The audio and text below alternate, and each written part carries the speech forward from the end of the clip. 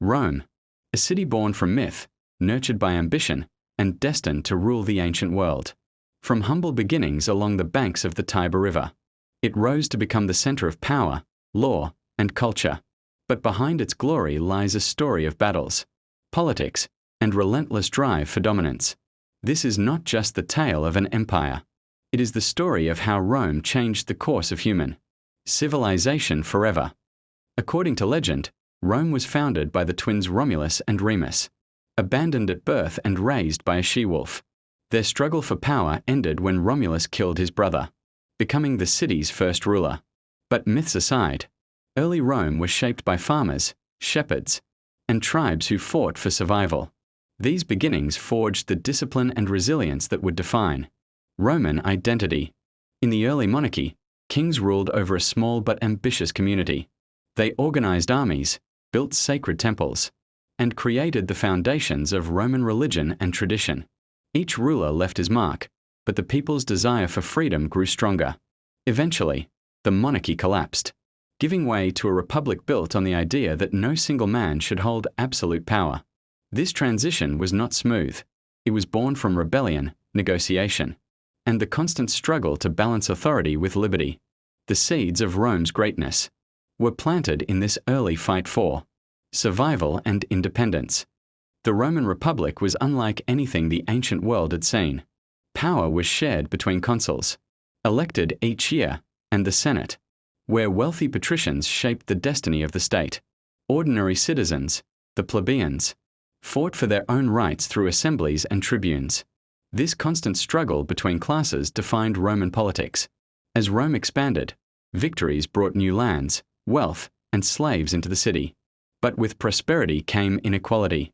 The rich grew richer, while the poor faced heavy taxes and dwindling opportunities.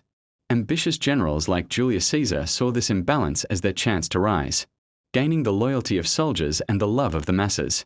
What began as a republic built on shared power slowly shifted toward personal ambition. The very system that had made Rome strong was beginning to tear itself apart. The assassination of Julius Caesar plunged Rome into chaos. Civil wars raged, tearing the republic apart. Out of this storm emerged Octavian, later known as Augustus, who became the first emperor of Rome. Promising peace and stability, he transformed Rome from a fragile republic into a powerful empire. Under Augustus, Rome entered its golden age. The legions secured borders, while engineers built aqueducts, paved roads, and towering monuments. The Colosseum, the Pantheon, and massive forums reflected the grandeur of imperial ambition. Trade flourished across the Mediterranean, bringing grain from Egypt, silk from China, and spices from the East. For centuries, Rome stood as the beating heart of a world that stretched from the deserts of Africa to the forests of northern Europe. But this glory came at a cost. Expansion brought new enemies. Corruption deepened within the Senate, and emperors grew ever more absolute. Behind the facade of peace, tensions were already brewing. The empire that seemed eternal carried within it the seeds of its own decline. Life in Rome was a world of striking contrasts. The wealthy elite lived in sprawling villas adorned with mosaics, fountains, and marble columns. They dined on delicacies brought from every corner of the empire: figs from Syria, grain from Egypt, oysters from the Mediterranean, and wines aged in amphorae. Banquets were as much about politics as pleasure, where senators and generals displayed their wealth, debated alliances, and secured influence. Purple-dyed togas, golden jewelry, and triumphant parades reminded everyone of Rome's power. Yet for ordinary Romans, life was far more modest and often harsh. Most lived in insulae, crowded apartment blocks that towered over narrow streets. Rooms were cramped, walls unstable, and fires common. Families relied on the state's grain dole to survive, while water from aqueducts was shared in public fountains. Work was unpredictable. Artisans, shopkeepers, and laborists depended on the needs of the moment. And always, beneath the surface, the threat of hunger and poverty loomed. Slaves formed the backbone of Roman society, captured in wars or bought through trade. They worked in kitchens, farms, and mines, while others served in the homes of the rich. Their labor built the very foundations of Rome's greatness. Though freedom was a distant dream, Women, too, played vital roles. While barred from politics, Roman women managed households, influenced family alliances, and sometimes shaped decisions from behind the scenes. But life in Rome was not only struggle, it was also spectacle. The Colosseum echoed with the clash of gladiators, and the Circus Maximus thundered with chariot races, each faction commanding loyal fans. Bathhouses were not just places for cleansing but for gossip, politics, and networking. Religion filled the streets with rituals and festivals. Statues of Jupiter, Mars, and Venus stood beside shrines to countless household gods. These traditions gave Romans both a sense of identity and divine protection. Still, beneath the vibrancy lay instability. Corruption plagued officials, inequality widened, and riots erupted when grain shipments failed.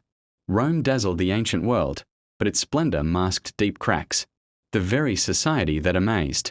Outsiders carried within it the pressures and weaknesses that would one day bring the empire to its knees.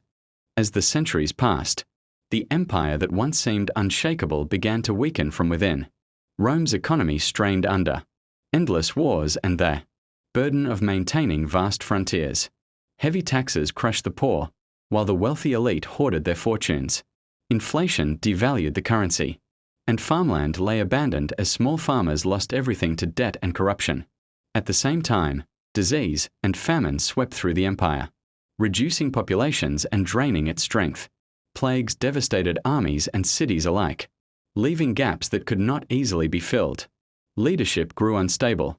Emperors rose and fell in rapid succession, many assassinated by their own guards or rivals.